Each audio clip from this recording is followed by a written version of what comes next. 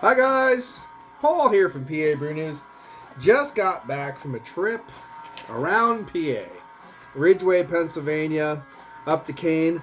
I exfoliated too much when I took a hot shower in the one thing and rubbed my nose raw. Yes, it looks like shit, but it actually looks better than it did. I'm a retard. So there you go.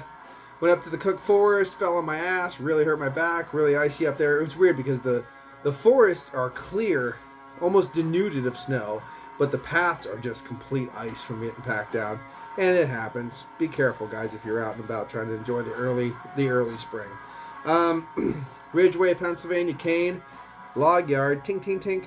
Went to the Mountain Fest over there, tried some stuff from Big Bend, Lost in the Wilds, and or Big Ditch. Was it Big Bend? I think it was Big Bend, Lost in the Wilds, and Logyard. So I didn't try the two from Logyard. I just bought them. It's two guys, one saw.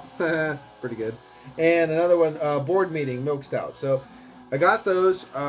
We went to Bank Brewing Company in Ridgeway. Had some of their beers. Kind of threw them up on tap. Just really quick one. Probably go back there at some point in time. And we hit a bunch of wineries. You actually got 1, 2, 3, 4, 5, 6, 7, 8, 9, 10, 11 wines and some beer. And one of the cool things I got from Logyard is this Imperial Stout, Barrel Series number 3 with the additions of maple syrup and vanilla beans. Okay, batch 1, 2, 3, 4, bottle 5, 3, 7. Pretty cool stuff. And yeah, my nose looks like shit. Sorry about that. And 9.5 alcohol by volume, so just into that, kind of getting into that session strength category that I like. So that's cool. We just got back. I mean, we did 700 miles easy of Pennsylvania goodness. We went up to Wellsboro, Pennsylvania, and because we found out there's an author in the 19th century, I guess you want to call it, 1800s, that was an author of that really kind of started the big idea of recreational camping. His name was George W. Sears. His pen name, because he was an author, a naturalist and an author, was Nesmik. And of course, I found a lot of stuff like that about him. Got into it with more of the Dave Canterbury of the Pathfinder School. So if you're in a survivalist kind of thing, those kind of into that trapping, foraging for mushrooms, living off the land, just understanding trees, those things, all this different stuff. He's got a big thing going on now with outboarding your own vehicle with solar panels and technology of transporting of different things. I mean, a whole bunch of stuff Dave's been up to lately, and he was on a couple things, Dual Survivor, Low Down Dirty Survival, stuff like that on the Discovery Channel. But I learned a lot about the Nesmik because he did a series called In the Shadow of Nesmik, which is ultralight camping for recreational purposes, out for a day or two, and not the typical long-term survival stuff. So I found out he passed away up in Wellsboro, Pennsylvania. Beautiful area, Pennsylvania Grand Canyon. Definitely check it out if you haven't already. Beautiful area. And we found his grave, his resting place. So it's really cool. So I took some pictures of that, and we are here now. So here we go. And I'm trying to make some food, sauteing some stuff, getting some things thawed out. The new ducks are fed. Got a bunch of baby ducks in right now. So let's get this thing cracked open. A little bit of hiss. That's nice. Just red wax cap on this one. It's on the ground now. Logyard, hashtag proper glassware, Joe. Gotta love it. Gotta love the proper glassware. There you go. We'll let that settle for a bit. Throw this up. It doesn't say much about it. It doesn't even say the style, but the guy at Logyard, Kane, Pennsylvania, which really wasn't packed. All the other fucking places were fucking packed, and I don't like people. Luckily, Logyard was a very big place and didn't have that many people. And I said it was bad for them, and that sucks. I want them to do as much business as possible, but it was great for me because I don't fucking like people in crowds. And here's one of their stickers. Look at that. Happy days. Perfect. So, gonna give that to Mike. I have a Lost in the Wild sticker too. I'm gonna give it to Mike when I see him. So, up to the light.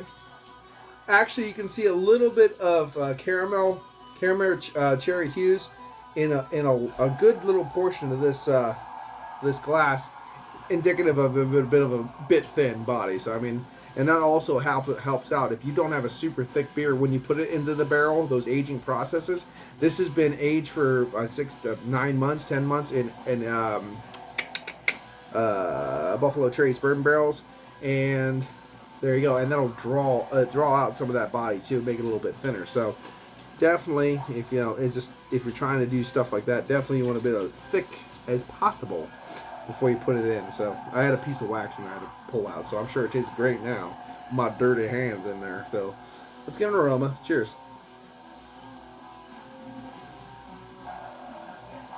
Definitely caramel, peppery bourbon wafted up.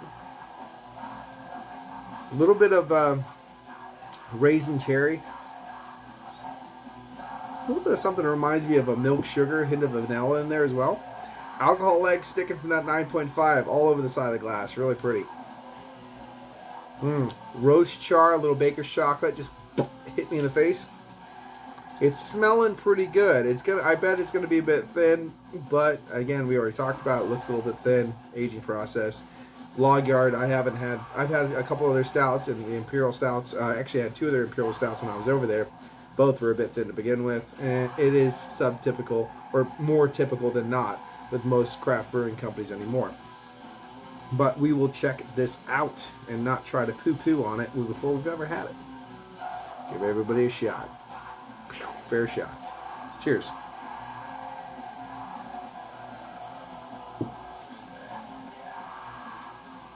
It's a bit thin. Okay. So it's in the medium side of a medium body overall. Little oiliness, soft, roasty, toasty tonality, a little bit of caramel. You're getting nuances of the pepper caramel bourbon. It's kind of dull. It's kind of lackluster. Minerality in the back of palate, little copper coin tonality wafted through, hint of char.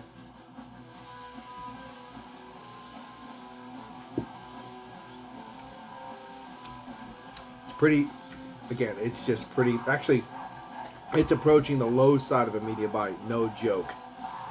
But I'll keep it at the medium side of a medium body, so it's definitely thin. A little bit of wateriness. There is a slight oiliness at the beginning, but I'm trying to be as nice as I can. It is definitely, for this 9.5, you can just crush this thing. But you don't want to crush a 9.5 bourbon barrel aged wax top bottle that costs you a lot of money. But this is what we're finding right now at this particular time in our lives.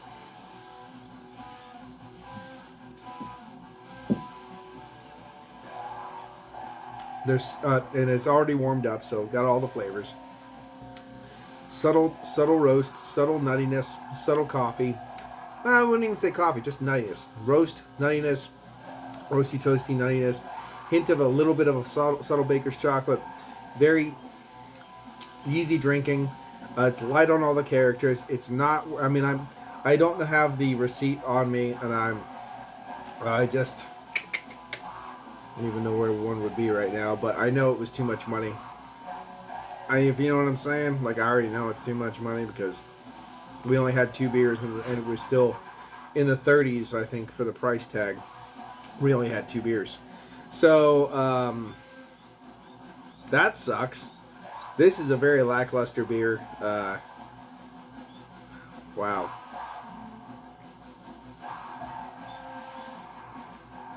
You just decided to take the best beer you had and put it in a barrel. Congratulations. Next time, brew a beer for the barrel. Nobody ever fucking watches these videos. Logyard won't watch this video. And if they don't, they won't even take my constructive criticism into standards because I'm not the fucking brewer. And I understand that. That's why I'm going to make my own goddamn place and I'll brew my own beer. And everything will be thick and no one will like it. Yeah. But right now, that's what's going on with this one. First review in the day. Got back to the house, kind of chilling out. This is extremely approachable, extremely easy drinking, extremely light-bodied and light-flavored, which is normally okay with certain things, but not okay with a 9.5 barrel-aged Imperial Stout with a wax top, with maple and the vanilla bean. The vanilla bean was coming out more in the flavor at the first, that kind of milk sugar hit, which was nice. Vanilla. But it really isn't coming through in the flavor at all to any noticeable degree. And all that maple syrup attenuated out, which it normally does. It'll just attenuate out the sugar, and it leaves a little bit more minerality in the back of the palate that I've noticed with beers like that, and that's exactly what's going on here. So this is probably higher than 9.5 now. This is probably, and I don't even, I mean, this is, I think, December 2021 area, so it's not that old, but already it's probably into the close to the 10 something already, and that it's just thinning out and those sugars are attenuating. I'm surprised it didn't pop a little bit more than it did, but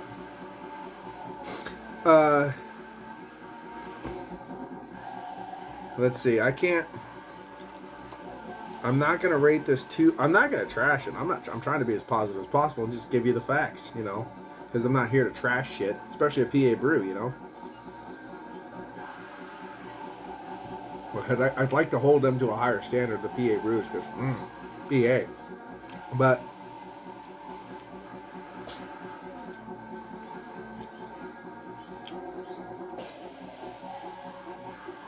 Twilight's got a cough.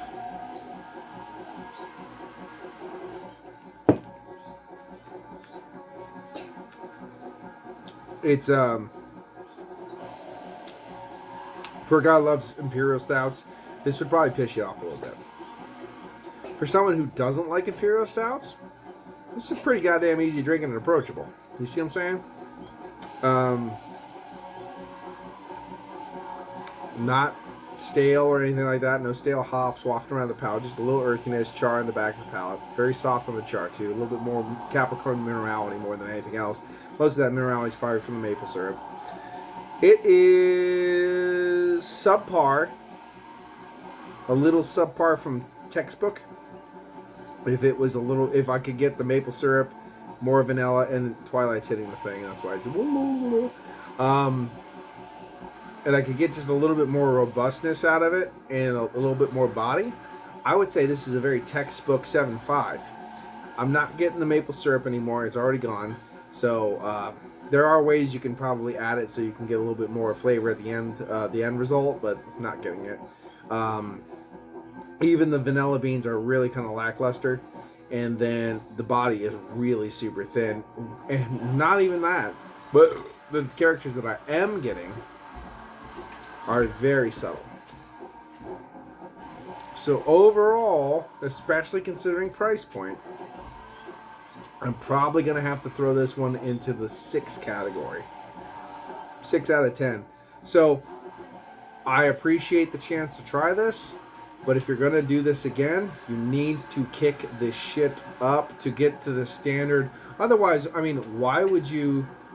Unless you're going to put down about how, you know, we bumped this up, we understand this is going on, and, you know, we've heard positive feedback from our consumers that this was a little bit this or a little bit that. So we've we've heard your voices and we were approaching it in a different fashion, and we're going to do this.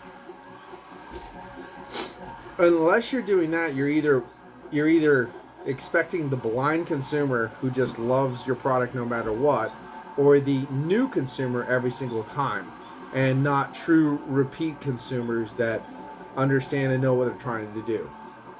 So if you're focusing on those two, then you're never going to change.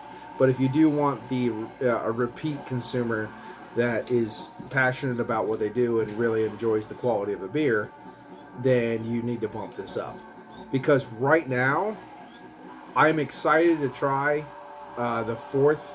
another version of this if they say something about it. Like, okay, no, we're going to add this. We're going to shit tons of fucking oats to this or something else and throw a bunch of cacao nibs in the thing to give more chocolate aspect. We're going to do this. We're going to get a fresher barrel because I don't know how fresh the Heaven Hill was, because the Heaven Hill is not prevalent in this one. And actually, the nice thing about this is if the Heaven Hill bourbon was more prevalent, you wouldn't taste a fucking thing other than that, because those flavors are so light. It's ridiculous. You're just going to have to up everything up, because the other thing is you're charging an exuberant price with putting minimalistic ingredients into the bottle. It is what it is. And you know what? You're a business. You got to make money. And you're doing what you can. But if you want repeat on the barrel series, which I love barrel series, as soon as I saw this, I got excited. Now, if you want to sell the sizzle and not the steak, that's fine. But if you want repeat customers to buy the steak, you can't sell it on the sizzle alone, obviously. You're just going to get those newbies every time. Or the people who are so fucking stupid and blind they don't care what they're buying. So anyway, this has been Paul from PABrewNews. I'm going to give this one a 6 out of 10. And until the next time, cheers. My back hurts and my face hurts. And it is what it is. This has been Paul from PABrewNews. Bye-bye. Cheers. Watch that finger. Woo-hoo!